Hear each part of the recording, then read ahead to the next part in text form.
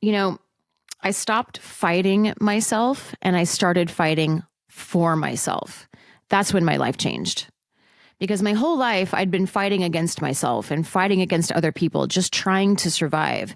And you can't thrive in that kind of environment when you're constantly fighting yourself. And what I also didn't know was I was coming up against years and years and years of subconscious programming and my attachment style, which is fearful avoidant slash disorganized, which means I'm anxious, I'm insecure, and I'm avoidant, all wrapped up into one. Lucky me. But that came from my mom, God rest her soul. She tried her best with us.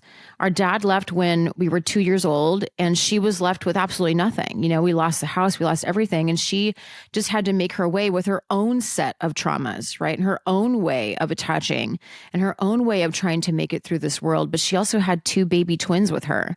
And she was an alcoholic. She was a functioning alcoholic, but she was still an alcoholic.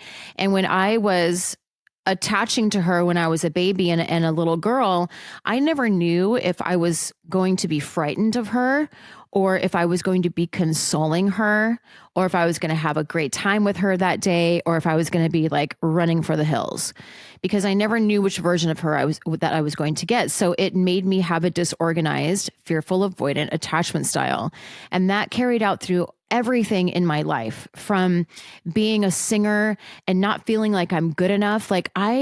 You would never know this about me, because if you knew me back in the day, I was all over the place. I was in all sorts of magazines, I was in all sorts of shows. I had all sorts of amazing things going on. But what I would do was I would get this far into the process and then do something to sabotage myself, because my subconscious programming wouldn't let me get past where my set point was. It wouldn't let me get past feeling like, oh, maybe I am good enough. Maybe I am this person that can have this amazing, fruitful, wealthy, healthy life. And maybe I don't have to suffer. My subconscious programming always made me feel like I needed to suffer, because that's what I was raised with. That's what I knew in my life.